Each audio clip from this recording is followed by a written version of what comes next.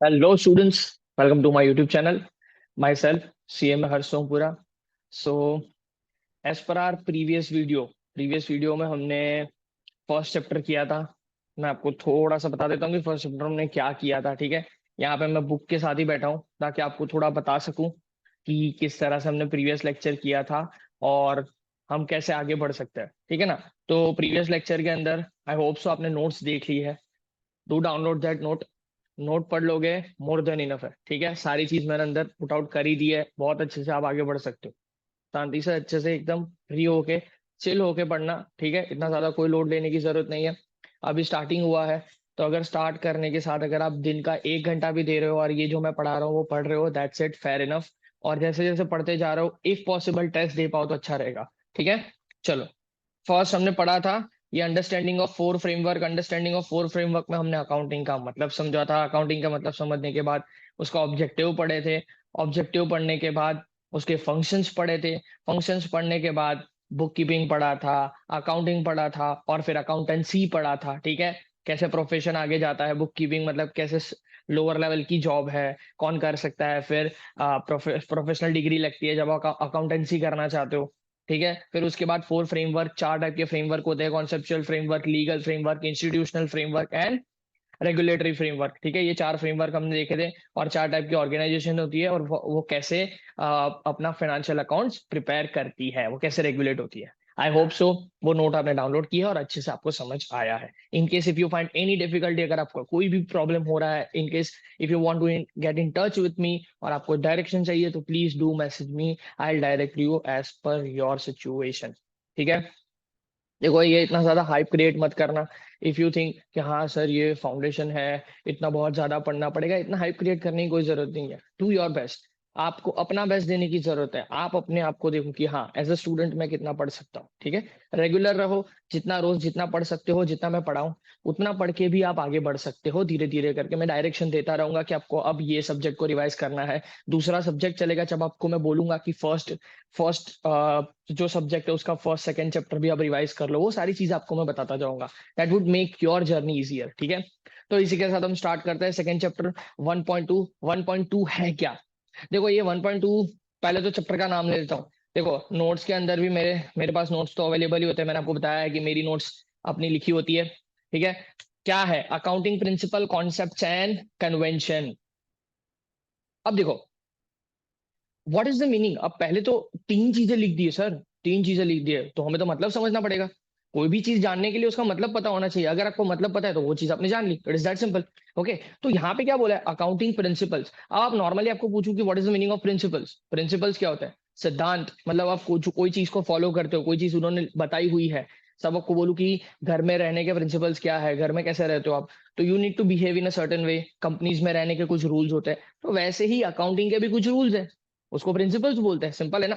Accounting करने के भी कुछ रूल्स है, कुछ गाइडेंस है कि जिस तरह से आप अकाउंटिंग करोगे उस चीज को फॉलो करते करते आप अकाउंटिंग करोगे, ताकि वो जो uniformity, uniformity in the sense क्या, कि जो चीज जरूरी है कंपेरेबल बन सके एक दूसरी इंडस्ट्री का जो भी अकाउंटिंग स्टेटमेंट्स है, फाइनेंशियल स्टेटमेंट है, वो कंपेरेबल बन सके। इसी वजह से उसको क्या बोलते हैं? प्रिंसिपल्स बोलते हैं। It is that simple. ठीक है, तो यहाँ पे वही बोला है कि accounting principles, concept and convention. अब पहले सबसे पहले आपको अकाउंटिंग प्रिंसिपल समझने की जरूरत। ठीक है, अकाउंटिंग प्रिंसिपल समझने की जरूरत है। जो मैंने बताया प्रिंसिपल क्या होते हैं, फॉलोइंग गाइडलाइंस होती है आपके लिए। प्रिंसिपल्स क्या है? गाइडलाइन होती है। सपोज आपको बताऊं, अब मैं नोट्स पे आ जाता हूं। पहले नोट पढ़ाऊंगा, फिर उसके बाद आपको बुक का भी बता दूंगा क्या लिखा हुआ है। ठीक है, तो टेंशन मत लेना, वो जो मार्किंग किया होगा वो सारी चीज आपको मिल जाएगी। ठीक है, चलो स्टार्ट करते हैं। सबसे पहले बताता हूं मैं क्या है प्रिंसिपल का मतलब। क्या सपोज आपको बोलूं कि आ, एक कंपनी है, सर्टेन कंपनी, कोई भी XYZ लिमिटेड है। ठीक है, आपको उसके अंदर इन्वेस्ट करने की ऑफर आई, तो आप उसके अंदर इन्वेस्ट करने की कब सोचोगे? जब उसका उसका कुछ देखोगे ना, परफॉर्मेंस देखोगे, कैसा परफॉर्मेंस है, क्या प्रोस्पेक्ट है, वो सारी चीज देखोगे। तो वो देखने के लिए क्या चाहिए? उसका उसका रिकॉर्ड चाहिए, उसने क्या परफॉर्म किया है। फाइनेंशियल अकाउंट्स लोगे कि भाई उसने क्या परफॉर्म किया है पास्ट में। ठीक है, उसको परफॉर्म, वो जो परफॉर्मेंस है उसको किसी के साथ कंपेयर करोगे ना, किसी के साथ, किसी और कंपनी के फाइनेंशियल स्टेटमेंट के साथ कंपेयर करोगे। ठीक है, तो किसी और कंपनी के परफॉर्मेंस के साथ कंपेयर करने के लिए वो दोनों के फाइनेंशियल स्टेटमेंट जो है वो एक सर्टेन वे में प्रिपेयर हुए होने चाहिए, तभी जाके वो कंपेरेबल बनेंगे ना। अभी सपोज XYZ लिमिटेड नाम की कंपनी है, उसने अपने तरीके से अकाउंटिंग किया है। सपोज कोई एक दूसरी कंपनी ABC लिमिटेड, उसने अपने हिसाब से अकाउंटिंग किया है, फाइनेंशियल अकाउंटिंग अपने हिसाब से किया है, उसने अपने रूल्स लगा दिए। अब वो दोनों ने अपने हिसाब से फाइनेंशियल अकाउंटिंग किया, तो मैं जब कंपेयर करने के लिए दोनों का फाइनेंशियल स्टेटमेंट लूंगा, क्या वो कंपेरेबल होंगे? I would say no. आप बोलोगे नहीं, इसने तो कुछ अलग तरीके से ही लिखा है, इसने कुछ अलग तरीके से लिखा है, इसका परफॉर्मेंस इसके साथ मैं कंपेयर कैसे करूं? हाउ कैन आई डिसाइड कि ये कौन सी कंपनी अच्छी है, कहां पे मैं इन्वेस्ट करूं? इसी वजह से यूनिफॉर्मिटी जरूरी है। क्या? यूनिफॉर्मिटी। कि आप अकाउंटिंग प्रिपेयर कर रहे हो तो उसके रूल्स हर कोई, जितने लोग फाइनेंशियल अकाउंटिंग फॉलो कर रहे हैं, सब एक ही तरीके का रूल अप्लाई करेंगे, ताकि उनके जो फाइनेंशियल स्टेटमेंट्स है ना, जो भी फाइनेंशियल स्टेटमेंट उन्होंने अभी तक बनाए हुए हैं, वो फाइनेंशियल स्टेटमेंट जो है वो यूजफुल रहे, वो फ्यूचर के लिए यूजफुल हो पाए, और वो कंपेरेबिलिटी के लिए सही रहे। इसी वजह से यूनिफॉर्मिटी एंड कंसिस्टेंसी मेंटेन की जाती है फाइनेंशियल अकाउंट्स या फाइनेंशियल स्टेटमेंट जो प्रिपेयर करते हैं उसके लिए। और वो जो गाइडेंस है, जहां पे ये सारी चीज प्रोवाइड की जाती है, गाइडेंस प्रोवाइड किया जाता है, वो गाइडेंस को क्या बोलते हैं? Accounting principles. ठीक है, अकाउंटिंग प्रिंसिपल्स में ये गाइडेंस प्रोवाइड किया जाता है। अब अकाउंटिंग प्रिंसिपल के ही दो पार्ट है, कंसेप्ट एंड कन्वेंशन, वो आगे पढ़ेंगे। ठीक है, तो अभी तक जो मैंने बताया आई गेस वो समझ आया है। पढ़ते हैं, जो मेरी नोट्स में लिखा है वही मैं बता देता हूं क्या है। Accounting principle in order to ensure uniformity and consistency, in order to keeping and produce accounting information which is largely comparable, the accounting profession has developed rules, conventions, standards and procedure which are generally accepted and universally practiced. इसका मतलब क्या है? Generally accepted है, universally हर जगह पे यही चीज होती है। आप देखोगे, अभी आपने 11th स्टैंडर्ड में पढ़ा होगा, कोई भी चीज परचेस की, अब असेट परचेस की, एसेट्स परचेस हुआ, तो it has to be journal entry यही होगी ना, कि asset account debit to bank account. और वो एसेट कहां पे लिखोगे? आप बैलेंस शीट में लिखोगे, एसेट साइड के ऊपर। क्यों? क्योंकि ये यूनिवर्सली एक्सेप्टेड प्रिंसिपल है, यूनिवर्सली एक्सेप्टेड है ये चीजें, ये प्रोसीजर ऐसे ही होनी चाहिए, तभी जाके सबके, जितने लोगों के अकाउंट्स है वो कंपेरेबल हो पाए। ठीक है, कंसिस्टेंटली। और ये जो अकाउंटिंग प्रोसीजर है, ये जो आपको कॉमन रूल्स है, वो सारी चीज बनाने का काम कौन करते हैं?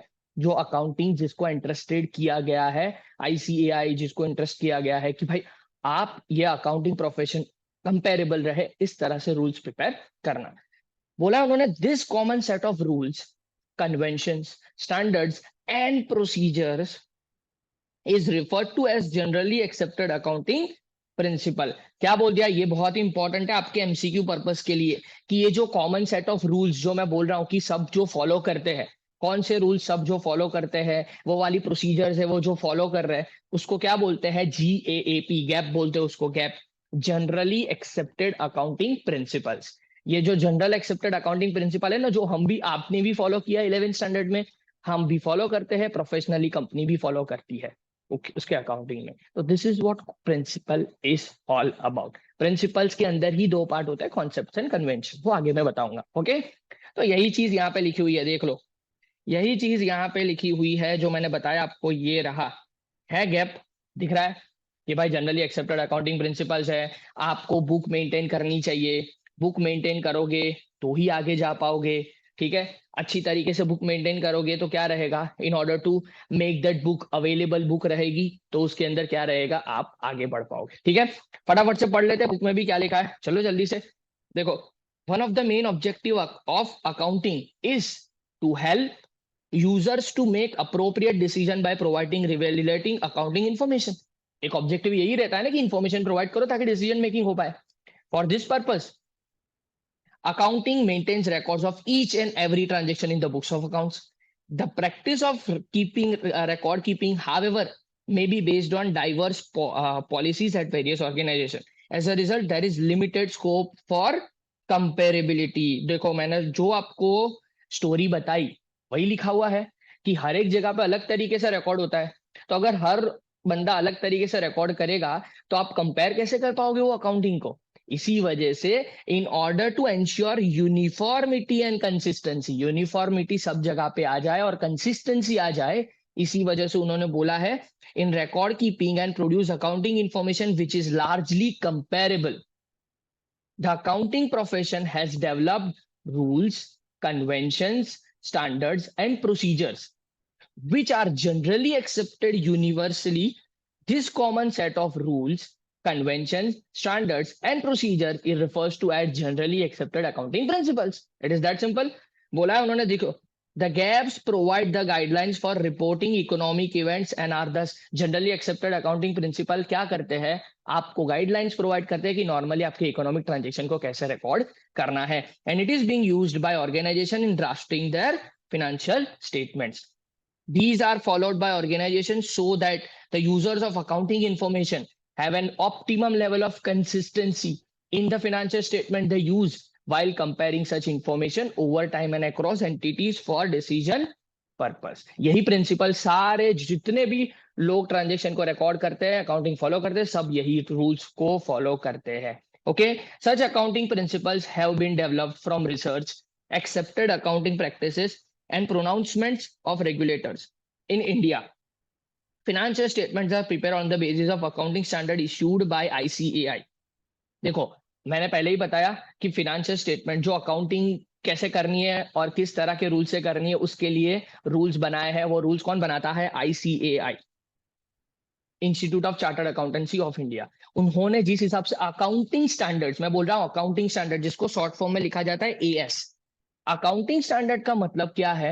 अकाउंटिंग स्टैंडर्ड का मतलब क्या है कि वो ऐसी स्टैंडर्ड्स लिखे हुए हैं जिसको फॉलो करके हम हमारे अकाउंटिंग्स करते हैं, हमारा अकाउंटिंग करते हैं. ठीक है, तो इसी वजह से उन्होंने बोल दिया कि एज पर कंपनीज एक्ट, आपको जब आप बैलेंस शीट बनाते हो, अगर आपने 12th स्टैंडर्ड कॉमर्स से किया है, कॉमर्स से आपने 12th स्टैंडर्ड किया है, तो आपने देखा होगा कि आपकी जो बैलेंस शीट बनती है एज पर कंपनीज एक्ट 2013, वो शेड्यूल 3 के हिसाब से बनती है, जो उन्होंने अकाउंटिंग स्टैंडर्ड में लिखा है कंपनीज के रूल्स के हिसाब से. तो जो शेड्यूल 3 की जो बैलेंस शीट है ना, वो उन्होंने प्रोसीजर वाइज बनाई है ताकि वो जो दो चीज है, दो कंपनी का बैलेंस शीट या P&L अकाउंट है, वो कंपेरेबल रहे एक दूसरे के साथ.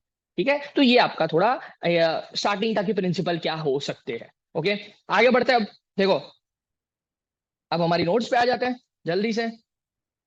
चलो ठीक है, स्टार्ट करते हैं. आगे क्या लिखा है? अब क्या लिखा? Accounting principles. ऑलरेडी मैं बता चुका हूं कि भाई प्रिंसिपल्स क्या हो सकते हैं. देखो, accounting principle refers to those rules of action that are universally adopted by the accountants for the recording accounting transaction. प्रिंसिपल क्या है? सिंपल सिंपल बता रहा हूं. अकाउंटिंग प्रिंसिपल की बात आए तो वो यूनिवर्सली एक्सेप्टेड है चीज. ओके, यूनिवर्सली मतलब सब लोगों ने एक्सेप्ट किया कि ये अकाउंटिंग, अगर एक ट्रांजेक्शन उसका अकाउंटिंग करना है तो इसी तरीके से होगा. क्यों? क्योंकि उसको कंपेरेबल बनाना है, सबके लिए यूनिफॉर्म बनाया है वो detail. Okay, it provides guidelines. Important चीज है ये. क्या प्रोवाइड कर रहा है? गाइडलाइन प्रोवाइड कर रहा है. मैं जो बोल रहा हूँ वो समझो शांति से. गाइडलाइंस प्रोवाइड करते हैं ये. गाइडलाइन प्रोवाइड करता है प्रिंसिपल जो है, वो गाइडलाइन प्रोवाइड करता है कि आपको कैसे रिकॉर्ड करना है कोई ट्रांजेक्शन, आपको रिपोर्ट कैसे करनी है. तो अकाउंटिंग प्रिंसिपल्स क्या है भाई? सेट ऑफ रूल्स है, इतना याद रखना है. ठीक है, दोज रूल्स, ये रूल्स है आपके लिए, बहुत इंपॉर्टेंट चीज है. जो रूल्स ओके, जो यूनिफॉर्मली एक्सेप्टेड है, यूनिवर्सली एक्सेप्टेड है, यूनिफॉर्मिटी ब्रिंग आउट करने के लिए. ओके, अब देखो, अकाउंटिंग प्रिंसिपल के दो पार्ट है. अब ऊपर लिखा था ना कि sir accounting principle, concepts and convention क्या होता है, तो प्रिंसिपल ही है जो सेट ऑफ रूल्स है ना, उसके ही दो पार्ट है. एक है अकाउंटिंग कॉन्सेप्ट्स और दूसरा है अकाउंटिंग कन्वेंशन. आज हम जो बात करेंगे ना, वो अकाउंटिंग कॉन्सेप्ट्स की बात करेंगे. कॉन्सेप्ट क्या होते हैं? अरे प्रिंसिपल है तो प्रिंसिपल का एक पार्ट ही है ना वो कॉन्सेप्ट. तो वो प्रिंसिपल के अंदर क्या क्या चीजें हमें फॉलो करनी चाहिए, उसके लिए उन्होंने कॉन्सेप्ट्स बनाए हुए हैं बहुत सारे. वो कॉन्सेप्ट्स को आप खुद फॉलो करते ही हो. मैं एग्जांपल के साथ आपको बताऊंगा तो आप रिलेट कर पाओगे. ठीक है, वो चीज को देखो, यहाँ पे भी वही चीज लिखी हुई है. देखो, आपकी बुक में आ जाता हूँ. देखो यहाँ पे बोला है, देखो अकाउंटिंग, क्या लिखा है यहाँ पे? Accounting principles, accounting concepts and accounting conventions है लिखा हुआ है यहाँ पे. Accounting concepts, accounting convention. उन्होंने बोला है accounting principle refers to those rules of action that are universally adopted by the accountant for recording the transaction, recording accounting transaction. They provide the guidelines for recording and reporting transaction and such provide explanation to the current accounting practices. ठीक है, उसके दो part है, accounting concept and accounting conventions. Okay, अब accounting concept क्या है? बहुत important चीज, बहुत इंपॉर्टेंट चीज है. अकाउंटिंग कॉन्सेप्ट क्या है? अकाउंटिंग कॉन्सेप्ट देखो, सिंपल सिंपल बता दू ना, एक फाउंडेशन है. आपको क्या करना है, कोई भी ट्रांजेक्शन को रिकॉर्ड करने के लिए कौन से अजम्पशन लेने हैं. मैं जो बोल रहा हूं ना वो ध्यान से सुनना.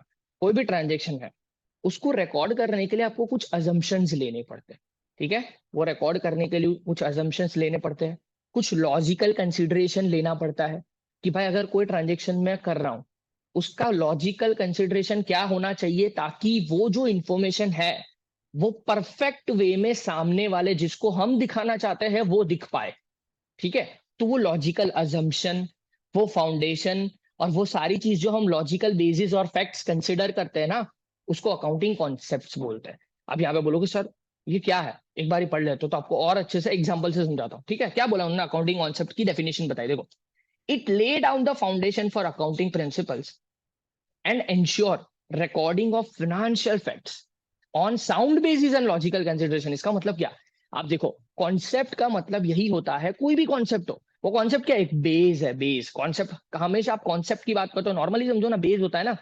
तो वो जो प्रिंसिपल्स आपने बनाए हैं वो प्रिंसिपल फॉलो करने के लिए आपका एक कॉन्सेप्ट है। कॉन्सेप्ट मतलब क्या, एक बेस है कि वो बेस के ऊपर आपको सारे ट्रांजेक्शन्स रिकॉर्ड करने हैं। मतलब आपको नॉर्मली एक चीज बताता हूँ, नॉर्मली आप क्या करते हो, आपको लॉजिकली आपको एक चीज पता होगी कि आप जो भी अकाउंटिंग करते हो ना वो किसके परस्पेक्टिव से करते हो, बिजनेस के परस्पेक्टिव से करते हो, ना कि आप सामने वाले ओनर के परस्पेक्टिव से करते हो। आप कोई भी ट्रांजेक्शन की रिकॉर्डिंग करोगे तो आप बिजनेस के पर्सपेक्टिव से करोगे। क्यों? क्योंकि ये अकाउंटिंग कॉन्सेप्ट है ऐसा। उन्होंने लॉजिकली एक चीज सोची है कि हमें ट्रांजेक्शन जो भी रिकॉर्ड करने हैं वो बिजनेस के पर्सपेक्टिव से करने हैं। अगर हम ओनर के पर्सपेक्टिव से वो ट्रांजेक्शन को रिकॉर्ड करेंगे तो इट वुड क्रिएट इल्यूजन, और मिससे मतलब जो यूनिफॉर्मिटी जो होनी चाहिए वो नहीं क्रिएट कर पाएगा। इसी वजह से अकाउंटिंग कॉन्सेप्ट का मतलब क्या है कि आपके अजम्पशंस और आपके फ्रेमवर्क आपको जो गाइड करता है कि आपको कौन सा अजम्पशन लेके आपको आगे बढ़ना है, कौन सी चीज लॉजिकली सही करेक्ट करनी है, कौन सी चीज आपको कंसिडर करनी है ताकि आप एक परफेक्ट वे में फिनेंशियल अकाउंटिंग प्रेजेंट कर पाओ। ठीक है, तो उसको कॉन्सेप्ट बोलते हैं। अब बहुत सारे कॉन्सेप्ट है, आपको तो कॉन्सेप्ट के नाम और उसका मतलब याद रखना है, बहुत इंपॉर्टेंट है। इसके अंदर से एमसीक्यू 100% आएगा, मैं गारंटी देता हूं कि इसके अंदर से एमसीक्यू 100% आएगा। कोई भी एक कॉन्सेप्ट का तो एमसीक्यू तो दिखेगा ही। ओके, तो उन्होंने क्या था, देखो कॉमन अकाउंटिंग कॉन्सेप्ट, देखो कॉन्सेप्ट है बहुत सारे। अब कॉन्सेप्ट मैंने बताया ना, कॉन्सेप्ट आपको डायरेक्शन देते हैं। तो यहाँ पे बोल दिया, देखो कितने कितने कॉन्सेप्ट अवेलेबल है। एंटिटी कॉन्सेप्ट, देखो बहुत सारे कॉन्सेप्ट हैं एक्चुअली देखने जाए ना, तो यहाँ पे देखो 9 कॉन्सेप्ट है, 9 कॉन्सेप्ट आर देयर। ठीक है, 9 कॉन्सेप्ट आर देयर। तो 9 कॉन्सेप्ट है तो उसको समझना भी पड़ेगा। तो चलो बहुत इजीली समझाने की कोशिश करता हूँ, बहुत इजीली। आराम से नोट्स भी अवेलेबल है, सिर्फ उसको पढ़ते रहोगे, प्रिंट आउट ले लेना उसकी, आराम से उसको भी पढ़ लोगे तो भी काम हो जाएगा। ठीक है, बहुत अच्छे से लिखा हुआ है। चलो जल्दी से स्टार्ट करते हैं। Common accounting concept, first entity concept. Entity concept मतलब क्या, एंटिटी नाम से पता चल रहा है, पहली ही सेंटेंस में सारी चीज मैंने क्लियर कर दी। क्या लिखा है देखो, business and its owner are separate entities. मैंने बताया स्वभाव, आप देखो कि अगर सपोज आपको मैं बोलूं कि एक अकाउंटिंग कॉन्सेप्ट है जिसके हिसाब से आपको एंट्री करनी है, आप ओनर हो और आप बिजनेस में पैसे लेके आए। तो आप बिजनेस में पैसे लेके आए तो आप क्या एंट्री करते हो, जर्नल एंट्री। अगर if you are from commercial background और आपको वो चीज पता है तो सॉर्ट ऑफ आपको पता चल जाएगा जो मैं बोल रहा हूँ। ठीक है, मोस्टली मैं ऐसा मानता हूँ कि नॉर्मली यहाँ पे जो स्टूडेंट है वो कॉमर्शियल बैकग्राउंड से, अगर आपको प्रॉब्लम हो रहा है, if you are not from commercial background and if you are in difficulty, do let me know. आपको कमेंट बॉक्स में मुझे बताना पड़ेगा, तो मैं थोड़ा आपको मैं समझा पाऊंगा क्या है क्या नहीं है। ठीक है, तो यहाँ पे मैं कॉमर्शियल बैकग्राउंड के हिसाब से बता रहा हूँ चीजें। तो एंटिटी कॉन्सेप्ट, अब एंटिटी कॉन्सेप्ट क्या, उन्होंने बोल दिया कि ओनर है और बिजनेस जो है वो दोनों सेपरेट एंटिटी। इसका मतलब क्या, सपोज आपने कैपिटल इंट्रोड्यूस किया अपने बिजनेस के अंदर, तो आप नॉर्मली जर्नल एंट्री क्या सोचते हो, सर पैसे आए, cash what debit what comes in, cash account debit to capital account, simple as that. तो ये किसके परस्पेक्टिव से आपने एंट्री की, बिजनेस के परस्पेक्टिव से कि भाई बिजनेस के पास तो पैसे आए। अगर ओनर के परस्पेक्टिव से एंट्री करते हो तो ओनर के पास से तो पैसे जा रहे हैं, वो नहीं करना है अपने को। हमें सिंपल सिंपल सिंपल हमारे दिमाग से हमें क्लियर रहना है। उन्होंने बोल दिया एंटिटी कॉन्सेप्ट यही बताता है कि भाई एंटिटी कॉन्सेप्ट मतलब आपको जब अकाउंटिंग कर रहे हो ना तब आपको किसी का नहीं सोचना है, सिर्फ बिजनेस का ही सोचना है। बिजनेस के पास क्या आया क्या गया वही सोचना है, उसी को आपको इनकॉर्पोरेट कर देना ही in accounting language. It is that simple. और अकाउंटिंग की लैंग्वेज क्या है, जर्नल एंट्री। जर्नल एंट्री से लेजर प्रिपेयर करोगे, वो सारी चीज अकाउंटिंग की लैंग्वेज है, उसमें इनकॉर्पोरेट कर देना है आपको। It is that simple. Okay, तो एंटिटी कॉन्सेप्ट है क्या भाई, अब एंटिटी कॉन्सेप्ट ने एकदम सिंपल सिंपल बता दिया कि भाई बिजनेस ओनर को एंड उसके बिजनेस को दोनों को अलग कर दो। और हमें जब एंट्री करनी है ना, जब अकाउंटिंग करने में बैठूंगा तो मैं एंटिटी के हिसाब से सोचूंगा, बिजनेस के हिसाब से सोचूंगा, मैं ओनर के हिसाब से नहीं सोचने वाला। It is that simple. Okay, तो वही चीज लिखी है। तो यही चीज आपको एमसीक्यू में यही पूछा जाता है कि भाई owner owner and business are separate entity, किस कॉन्सेप्ट के हिसाब से? एंटिटी कॉन्सेप्ट के हिसाब से। It is that simple. Okay, second point क्या लिखा देखो, owner is considered as creditor to the extent of capital contributed by him. हाँ भाई सही है ना, ओनर क्रेडिटर ही कंसिडर होगा ना। आपको मैं सिंपल सिंपल प्रोसीजर में बताऊं, आपको अगर मैं कोई सिंपल प्रोसीजर बताऊं कि आपने, अगर मैं आपको यहाँ पे एक लॉजिकली नीचे आपको बताता हूं, देखो अगर ये बिजनेस है, ठीक है, ये बिजनेस है, ठीक है, सॉरी, ये बिजनेस है, ठीक है, और ये ओनर है, मान लेते हैं ये ओनर है, इसने इसके अंदर कैपिटल ट्रांसलेट की, कैपिटल, सॉरी,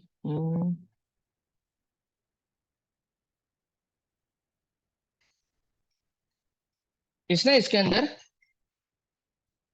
कैपिटल इंट्रोड्यूस किया। तो कैपिटल अगर इसके अंदर इंट्रोड्यूस किया तो क्या होगा? आप देखो, हम किसके पर्सपेक्टिव से एंट्री कर रहे हैं? इसके पर्सपेक्टिव से एंट्री कर रहे हैं, एंटिटी पर्सपेक्टिव से एंट्री कर रहे हैं। तो ये बिजनेस के पर्सपेक्टिव से ये बंदा जो है ना, वो तो क्रेडिटर हो गया ना। It is that simple, creditor हो गया। बिजनेस के पर्सपेक्टिव से तो आप यही सोचो कि भाई हम बिजनेस है तो मुझे इस बंदे ने पैसे दिए, मुझे इस बंदे ने पैसे उधार पे दिए हैं और हम बिजनेस कर रहे हैं। इसी वजह से ये बिजनेस जो है वो ऐसा सोचेगा कि हम अलग एंटिटी है, तो हमारे लिए तो ये बंदा एक क्रेडिटर है। It is that simple. तो जितने पैसे ओनर बिजनेस के अंदर एज अ कैपिटल डालता है, उतने पैसे के लिए वो क्रेडिटर बन जाता है। इसी वजह से ये एंटिटी कॉन्सेप्ट इतना इंपॉर्टेंट है। ओके, मैं यहाँ पे वही चीज बोली है, आगे बढ़ते हैं। फिर उसके बाद उन्होंने बोला है ऑल ट्रांजेक्शन्स, देखो, all transactions are recorded from the point of view of business. मैंने कब का बता दिया कि भाई हमें बिजनेस के पॉइंट ऑफ व्यू से काम करना है, जो भी है बिजनेस के पॉइंट ऑफ व्यू से ही रिकॉर्ड करना है। It keeps the personal affairs of the owner away from the business affairs. But obvious है, मैं पर्सनली, मेरा बिजनेस है, मेरे पर्सनल घर में क्या हो रहा है वो हम रिकॉर्ड नहीं करेंगे अंदर। नहीं नहीं नहीं, बिजनेस में क्या हो रहा है ना वो रिकॉर्ड करेंगे, दैट्स इट। ओके, मेरे पर्सनली, मुझे मेरा क्या खर्चे हो रहे हैं, मैं पर्सनली क्या कर रहा हूँ, दैट डजंट मैटर। देखो मुकेश अंबानी और उनका रिलायंस का जितने भी बिजनेसेस है, मुकेश अंबानी अपने पर्सनली कोई खर्चा करता है तो वो बिजनेस में लिखते हैं क्या? नहीं लिखेंगे। बिजनेस जो भी है वो बिजनेस की एक्टिविटी जो हो रही है वही रिकॉर्ड होगी, सिंपल है। तो वो चीज यहाँ पे इंपॉर्टेंट है। इनकम और profit is the property of the business unless distributed among the partner, बहुत इंपॉर्टेंट है। जब तक अगर कोई बिजनेस है, अगर आप बोलोगे, नॉर्मली आपको एक एग्जांपल देता हूँ, देखो मुकेश अंबानी है, मुकेश अंबानी और रिलायंस, ठीक है, अब उनकी जो कंपनी है, कंपनी का जो प्रॉफिट हुआ, मुकेश अंबानी ऐसा बोल दे ये पूरा प्रॉफिट मेरा है, क्या आप मान लोगे? आप बोलोगे सर ये प्रॉफिट आपका नहीं है, सर ये आपका प्रॉफिट नहीं है, ये कंपनी का प्रॉफिट है, कंपनी के हर एक शेयर होल्डर का प्रॉफिट है जिन्होंने इन्वेस्ट किया है इसके अंदर। ओके, तो जब तक ये डिस्ट्रीब्यूट नहीं हो जाता तब तक ये प्रॉफिट तो कंपनी का है और कंपनी के शेयर होल्डर्स का है जो ओनर है। आपका प्रॉफिट नहीं, आप सिर्फ बिजनेस चला रहे हो, दैट डजंट मीन कि ये पूरा प्रॉफिट आपका है। ठीक है, तो ओनर का प्रॉफिट कभी भी हो ही नहीं सकता। अगर फिर भी देखो आप सोल प्रोप्राइटर हो और कंपनी का बिजनेस का प्रॉफिट हो रहा है ना, तो वो बिजनेस का प्रॉफिट है, आपका प्रॉफिट नहीं है। अभी भी बोल रहा हूँ, जब तक आपको पैसे नहीं मिल जाते, डिस्ट्रीब्यूट नहीं हो जाते, तब तक वो आपका प्रॉफिट नहीं है, वो बिजनेस का ही प्रॉफिट है। That is what entity concept is all about, simple as that. ठीक है, एंटिटी कॉन्सेप्ट क्या लिखा है देखो, पढ़ लेते हैं। देखो, देखो ये सारी चीजें उन्होंने बता दिया। ये अकाउंटिंग कॉन्सेप्ट है, अकाउंटिंग कॉन्सेप्ट में सारे पहले तो पॉइंट वाइज लिखे हुए हैं। अपने को पॉइंट वाइज जाने की कोई जरूरत नहीं है, अपने को सीधा सीधा एंटिटी कॉन्सेप्ट पे आ जाते हैं। ठीक है, एंटिटी कॉन्सेप्ट को पढ़ लेते हैं।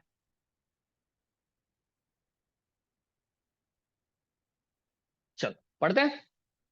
उन्होंने बोला है this concept assumes that for accounting purpose the business enterprise and its owner are two separate independent entities. Simple as that, separate independent entities. Thus business and personal transaction of its owner are separate. बोल दिया मैंने, कभी का बता दिया, notes में लिखा हुआ है। For example when the owner invest money in business it is recorded as liability of the business, creditor बन जाता है ना। कैपिटल लायबिलिटी होती है अल्टीमेटली, इसी वजह से कैपिटल कहाँ पे लिखा जाता है? लायबिलिटी साइड पे लिखा जाता है। Okay, similarly when the owner takes away business और कैश विड्रॉल, पर्सनल पर्पस के लिए कुछ लेके जाता है ओनर, तो आप क्या लिखते हो? ड्रॉइंग लिखते हो। ठीक है ना, it is not treated as business expense. But obvious है, आप देखना पर्सनल पर्पस के लिए कोई ओनर गुड्स लेके चला जाता है तो उसको क्या लिखा जाता है? वो लिखा जाता है कि भाई ड्रॉइंग किया उसने। ठीक है, इसी वजह से वो पर्सनल पर्पस के लिए लेके जा रहे, तो बिजनेस का खर्चा नहीं है वो उसका पर्सनल खर्चा है भाई, पर्सनली वो लेके जा रहे, तो बिजनेस के लिए वो खर्चा नहीं है, सिंपल एज दैट। ओके, इसी वजह से दोनों एंटिटी डिफरेंट है, ये हमें समझना जरूरी है। ओके, ये फर्स्ट कॉन्सेप्ट था, hope so first concept clear. Second पे जाते हैं, गोइंग कंसर्न कॉन्सेप्ट। नाम से कुछ पता चल रहा है, ऐसा कॉन्सेप्ट जो ऐसा प्रिज्यूम करता है, ऐसा अज्यूम करता है कि ये जो हम बिजनेस कर रहे हैं ना वो इनडिफाइनाइट पीरियड के लिए चल रहा है। देखो आप नॉर्मली में सोचो, नॉर्मली सोचो, आपको मैं एज एन अकाउंटेंट रख रहा हूँ मेरी बिजनेस के अंदर, आप जब अकाउंटिंग एंट्रीज करते हो या अकाउंटिंग एंट्रीज जब कंप्यूटर में करोगे, तो आप आपके दिमाग में बैक ऑफ द माइंड आप क्या रहेगा कि ये बिजनेस अभी तो बंद नहीं हो रहा है, अभी तो खत्म नहीं हो रहा है, अभी ये स्टॉपेज नहीं हो रहा है, इंडेफिनेट फ्यूचर में चलता रहेगा, पता नहीं है कब बंद होगा वो नहीं पता, फ्यूचर में इंडेफिनेट पीरियड के लिए चल रहा है। वही सोचते हो ना, नॉर्मली आपका अजम्पशन यही रहता है कि आपका दिमाग में रहता है नहीं नहीं 1 साल के बाद ये बिजनेस बंद होने वाला है, उसको सोच के हम एंट्री करते हैं, कभी ऐसा नहीं करो। ठीक है, तो ये कॉन्सेप्ट जो है वो इस तरह से बना हुआ है, गोइंग कंसर्न कॉन्सेप्ट। ये आपको कॉन्सेप्ट जो है ना वो आपको डायरेक्शन दे रहा है कि आप जब भी बिजनेस के अंदर एंट्री करो ना, तो इस तरह से या इस हिसाब से सोच के एंट्री करो कि जिसके अंदर आपको ये आइडेंटिफाई, आपका अजम्पशन ये रहे कि ये जो बिजनेस है वो फ्यूचर में इनडिफाइनाइट पीरियड के लिए चलने वाला है। फ्यूचर में क्या, इनडिफाइनाइट पीरियड के लिए चलने वाला है, ये उन्होंने बता दिया है, it is that simple. Okay, future में इनडिफाइनाइट पीरियड के लिए चलेगा, तो उस हिसाब से दिमाग में लेके आपको करनी है एंट्री। ठीक है, प्रोपराइटर मतलब ओनर की कोई इंटेंशन नहीं है इन नियर फ्यूचर में कि वो बिजनेस बंद कर दे, ओनर का कोई इंटेंशन नहीं है कि वो फ्यूचर में ये बिजनेस को बंद कर दे। ठीक है, ये अजम्पशन है, ये कॉन्सेप्ट ये आपको डायरेक्शन देता है कि आपको जब भी अकाउंटिंग एंट्री करो तो आपको दिमाग में यही रखना है कि फ्यूचर में ये जो बिजनेस है वो इनडिफाइनाइट पीरियड के लिए चलने वाला है, लॉन्ग टर्म ऑफ पीरियड के लिए चलने वाला है बिजनेस, और उसका ओनर जो है वो कोई सोच नहीं रहा है कि वो बिजनेस को नियर फ्यूचर में बंद कर दे। आप सोचो, अब सर बोलोगे सर ये इसका क्या इतना इंपॉर्टेंस है, आप क्यों सिखा रहे हो ये चीज। सपोज मेरी कंपनी है जिसके अंदर आपने इन्वेस्ट किया है, हाँ, आपने अपना कीमती रुपए जो आपने सेविंग किया वो मेरे अंदर इन्वेस्ट किया है। अब मेरी कंपनी, मुझे पता है एज ए बिजनेस ओनर कि मैं 1 साल के बाद बंद करने वाला हूं, पर मैं आपको नहीं बता रहा हूँ अकाउंटिंग एंट्री में, तो क्या is it fair to you, क्योंकि आप भी ओनर हो, आपने अपने पैसे लगाए हुए हैं, आप भी ओनर हो, आपने अपना कीमती पैसा लगाया हुआ है, तो you have a right to know, ठीक है, कि मैं फ्यूचर में क्या सोच रहा हूँ, ये बिजनेस का क्या होने वाला है। इसी वजह से यहाँ पे ये बता दिया गया है कि अगर आप कुछ सोच रहे हो तो बताना पड़ेगा, लेकिन अगर आप कुछ नहीं सोच रहे हो और कुछ नहीं है, आपने अकाउंटिंग एंट्री में कुछ नहीं लिखा है, मतलब सिंपल है, जो रीडर है वो यही सोचेगा, रीडर है उसको ये राइट है वही सोचने का, कुछ नहीं लिखा है कि भाई ये फ्यूचर में चलने वाला है, ये ट्रांजेक्शन ये फ्यूचर में इनडेफिनेट पीरियड के लिए चलने वाला है, सिंपल है। तो गोइंग कंसर्न कॉन्सेप्ट क्या है, it assumes that business shall continue for an indefinite period, बोल दिया मैंने भाई, इनडेफिनेट पीरियड के लिए चलने वाला है business. It clear it clears distinction made between assets and expenditure. हाँ, आप बोलोगे सर एसेट एंड एक्सपेंडिचर के बीच में कैसे डिस्टिंक्शन करता है, कर लेता है ना भाई। आप सोचो, आपने आपने कोई नॉर्मल रिपेयरिंग का काम करवाया, तो आप बोलोगे ये तो छोटा मोटा खर्चा है, इसको खर्चे में डाल दो। लेकिन अगर आपने बड़ी सी मशीनरी ले ली, तो आपको पता है नहीं लॉन्ग पीरियड के लिए चलने वाला है, तो आप उसको असेट में लिखते हो ना।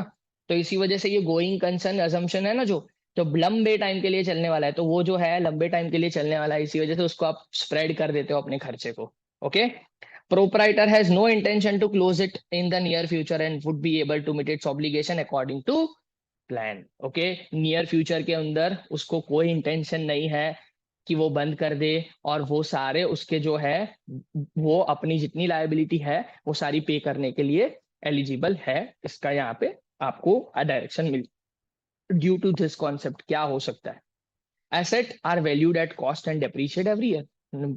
सिंपली आप यही करते हो ना, एसेट कॉस्ट के ऊपर लिखते हो, हर साल डेप्रीशिएशन करते हो ना, वो गोइंग कंसर्न के हिसाब से। ये एमसीक्यू में आता है, ये एमसीक्यू में आता है, अभी भी बोल रहा हूँ, ये थोड़ा ध्यान से करना। आपको लिखता है कि कौन सा कॉन्सेप्ट के हिसाब से एसेट कॉस्ट के ऊपर लिखा जाता है और डेप्रिसिएशन हर साल किया जाता है, वो एमसीक्यू में आता है। ओके, वो एमसीक्यू में 100% दिखेगा आपको, तो वो गोइंग कंसर्न अजम्पशन। दूसरा है expenditure and income classified into capital and revenue. ये कैपिटल एंड रेवेन्यू ट्रांजैक्शन इसके बाद वाला ही चैप्टर है, उसके अंदर सारा अच्छे से समझा दूंगा। टाइम बेसिस के ऊपर कैपिटल एंड रेवेन्यू में डिस्ट्रीब्यूशन हो जाता है, तो गोइंग कंसर्न कॉन्सेप्ट है ना, इसी वजह से वो डिस्ट्रीब्यूट हो जाता है। ये दोनों चीज आपके लिए एमसीक्यू के लिए बहुत इंपॉर्टेंट है, इसी वजह से मैंने यहाँ पे लिखी हुई है। ओके, तो गोइंग कंसर्न कॉन्सेप्ट के हिसाब से नॉर्मली भाई लंबे टाइम के लिए चलेगा, प्रोपराइटर का कोई इंटेंशन नहीं है कि वो बिजनेस नियर फ्यूचर में बंद कर दे, वो अपने हिसाब से सही चल रहा है, ठीक है। ओके, यार देख लेते हैं यहाँ पे क्या लिखा हुआ है। देखो भाई, कोई कंसर्न कॉन्सेप्ट है। अकाउंटिंग अज्यूम्स, क्या लिखा है? Accounting assume business will continue to operate for a longer period of time in future. In other words, it is assumed that neither there is any intention nor necessity to curtail the business operation of entity.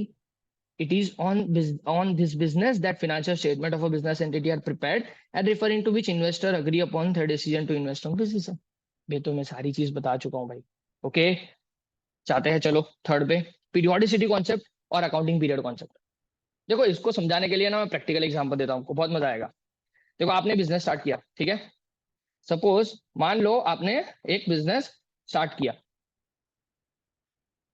आपने 2001 में business को start किया, मान लेते हैं, क्योंकि अभी आप फाउंडेशन में हो तो ऐसा मान लेते हैं कि आप 2000 के किड हो, ठीक है। और जेनजी पीपल बोलते हैं आई गेस, सो मुझे नहीं पता, तो बता देता हूँ क्या है। आपने सपोज 2001 में बिजनेस स्टार्ट किया, ठीक है। 2001 में बिजनेस स्टार्ट किया, आपने बहुत सारे लोगों को बोला कि देखो भाई मेरे बिजनेस का आइडिया ये है, आप इसके अंदर इन्वेस्ट करो, आप इसके अंदर इन्वेस्ट करो, पैसे डालो पैसे डालो पैसे डालो। तो बहुत सारे लोगों ने इन्वेस्ट किया, बहुत सारे लोग आए ऐसे, ये सारे लोग हैं, हाँ, समझ लेना कैसे लोग हैं। तो वो लोग आए और आपके बिजनेस के अंदर इन्वेस्ट किया। अब बहुत ऑब्वियस है कि जो लोग इन्वेस्ट कर रहा है वो आपको पूछेगा ना कि मुझे मेरा इन्वेस्ट जो किया है उसका यूटिलाइजेशन कहाँ हुआ। वो बोलेगा यूटिलाइजेशन क्या हुआ भाई बता मुझे, और रिजल्ट क्या है मुझे बता, प्रॉफिट हो रहा है और लॉस हो रहा है, मुझे बता प्रॉफिट हो रहा है कि लॉस हो रहा है, वो सारे लोग बोलेंगे ना आपको। तो आप बहुत ही इंटेलिजेंट हो, ठीक है, ये आप हो ऐसा समझ लो। आपने बोला उनको कि देखो भाई मैं आपको इंफॉर्मेशन दूंगा जब ये बिजनेस क्लोज होगा, मैं आपको इंफॉर्मेशन दूंगा जब ये बिजनेस क्लोज हो जाएगा। अब क्लोज कब होगा, कोई आइडिया? नहीं, कोई आइडिया नहीं है। ये लोग पूछेंगे ना आपको भाई क्लोज होगा तब थोड़ी बता सकते, क्लोज कब होगा, तो आप बोलोगे मुझे नहीं पता कब क्लोज होगा, पर जब क्लोज होगा ना तभी बताऊंगा। क्या is it fair? Is it fair? ये आप इन्वेस्टर्स है, ये आप हो, आप बोलोगे मेरे हिसाब से ये सही है, पर वो इन्वेस्टर्स के लिए क्या फेयर है जो अपने पैसे लगाए हुए हैं? नहीं है, ये फेयर नहीं है, ठीक है। उनको पता होना चाहिए कि उनके जो पैसे लगे हुए हैं वो सही तरीके से यूटिलाइज हो रहे हैं, उससे इनकम जनरेट हो रही है कि नहीं हो रही है, वो उनको जानने का हक है। इसी वजह से यहाँ पे उन्होंने बोल दिया, अकाउंटिंग कॉन्सेप्ट ये बताता है, गाइडलाइन प्रोवाइड करता है कि आप क्या करो। देखो भाई, ये जो आपका पीरियड है ना, आप बोलोगे चलो भाई मेरी कंपनी तो 50 साल तक चलेगी, तो क्या 50 साल के बाद आप बताओगे कि इतना टोटल प्रॉफिट हुआ, आप अब गिन लो? ऐसा नहीं होता। इसी वजह से क्या करता है सिस्टमेटिकली, आप पीरियड्स के अंदर बांट सकते हो अपनी कंपनी की लाइफ को, और आपको रिजल्ट बताना पड़ेगा। इसी वजह से हर साल क्या करती है कंपनी, अपने फिनेंशियल एनुअल रिपोर्ट तैयार करती है और अपने इन्वेस्टर्स को देती है। आई गेस सो ये रियलाइज हुआ होगा कि एनुअल रिपोर्ट क्या होता है। एनुअल रिपोर्ट मतलब क्या, हर साल पूरे साल में आपने कितना प्रॉफिट किया, अपनी कंपनी को क्या दिया आपने, वो अपनी कंपनी को कितना वैल्यू एडिशन करके दिया, अपने इन्वेस्टर्स को कितना वैल्यू एडिशन करके दिया, वो आप बताओगे अपने इन्वेस्टर्स को। तो दैट इज इंपॉर्टेंट, ठीक है। तो यहाँ पे वही है, यहाँ पे आपको ये कॉन्सेप्ट जो है, पीरियोडिसिटी कॉन्सेप्ट जो है, अकाउंटिंग पीरियड कॉन्सेप्ट आपको ये आइडेंटिफाई करके दे रहा है कि आपको क्या करना है। आपकी बिजनेस की जो लाइफ है ना, भले ही वो 1000, भाई कोई कोई बिजनेस तो 500 साल चलते हैं, तो उन्होंने बोल दिया कि स्मॉल स्मॉल पीरियड में आपके बिजनेस की लाइफ को बांट दो। और मतलब नॉर्मली हर साल करते हैं, तो एक एक साल में अपने बिजनेस के एक्टिविटी को बांट दो। हर साल अपनी बिजनेस में क्या एक्टिविटी हुई, प्रॉफिट हुआ या लॉस हुआ, वो अपने इन्वेस्टर्स को बताते रहो। वो गाइडलाइन देता है अकाउंटिंग पीरियड कॉन्सेप्ट, कि आप पीरियोडिसिटी के हिसाब से आप अपने इन्वेस्टर्स जो है उसको आप रिजल्ट देते रहो, ठीक है। वही चीज लिखी हुई है, देखो वही चीज लिखी हुई है। आप बोलोगे देखो, टू बी वेरी ऑनेस्ट, पढ़ के रट भी सकते हो, पर it is about conceptual understanding from here. मैं वही बोल रहा हूँ आपको, मैं पहले से एक ही चीज बोलता जा रहा हूँ कि by just books you will be CMA, you may be CMA, आप बन सकते हो सीएमए, ऐसा नहीं है, विद योर रिस्पेक्ट आप बन जाओगे। पर क्या एथिकली एंड कंडक्ट वाइज क्या आप सीएमए हो? आप अपने आप को जब क्वेश्चन करोगे ना तब आप नो पाओगे। इसी वजह से फ्रॉम नाउ ऑन करंटली ही इतना ट्राई करना कि हाँ हम कोई चीज होल्ड कर रहे हैं। If I am holding some degree, it should मतलब वो जो डिग्री की वैल्यू भी मुझे करनी है। वो डिग्री ने मुझे बोला कि तू सीएमए है, तो actually from my conduct, from my thought process to my logical reasoning, from everything base, जो बेस मेरे है वो सारे सीएमए के हिसाब से होने चाहिए। इसी वजह से मैं आपको ये सारी चीजें समझाने की कोशिश कर रहा हूँ कि आप बेसिक वाइज बहुत थरोली जाओ। ओके, तो उन्होंने बोल दिया periodicity concept and accounting period concept. वही बोला, देखो accounting according to this principle the life of an enterprise is broken into smaller periods. मैंने बोल दिया लाइफ को ब्रोकन स्मॉलर पीरियड में ब्रेक कर दिया। जनरली 1 ईयर कर सकते। देखो ऐसा कुछ रूल नहीं है कि आप 3 महीने में भी ब्रेक कर सकते हो लाइफ को। कई बार आप पाओगे कि क्वार्टरली रिजल्ट देते हैं कंपनी, है देता है कि नहीं, तो वो कर सकते हैं। इसी it is up to that business, company के ऊपर है कि कंपनी क्या करना चाहती है, एंटरप्राइज के ऊपर है क्या करना चाहती है। पर आपको पार्ट में बांटना पड़ेगा सिस्टमेटिकली, ऐसा नहीं, नोन एज अकाउंटिंग पीरियड, ठीक है। और वो 15 महीने का भी हो सकता है, ऐसा कुछ नहीं है। आप नॉर्मली हम 12 महीने क्यों फॉलो करते हैं, क्योंकि ये यूनिवर्सली सब करते हैं ना, इसी वजह से कंपेरेबिलिटी आ जाती है, इसी वजह से करते हैं। ओके, फिर उन्होंने बोला main objective is to know the performance of the enterprise on regular interval. में बोला ना, एक रेगुलर इंटरवल के बाद आपको पता चलता रहेगा कि पैसे है कमा रहे हैं कितना, भाई एंटरप्राइज का परफॉर्मेंस कितना पैसे कमा रहा है कि नहीं कमा रहा है, वो सारी चीज उनको पता चलती जाएगी। Okay, as per this concept PNL account and balance sheet are prepared between regular interval. करते हो कि नहीं, PNL account and balance sheet regularly करते हो? आप सोचो, हर साल PNL account and balance sheet बनाते हैं हम लोग, वही तो है पीरियोडिसिटी कॉन्सेप्ट का। ठीक है, वही चीज लिखी हुई है यहाँ पे, देख लेते, देखो भाई बुक में क्या लिखा है। Sorry sorry,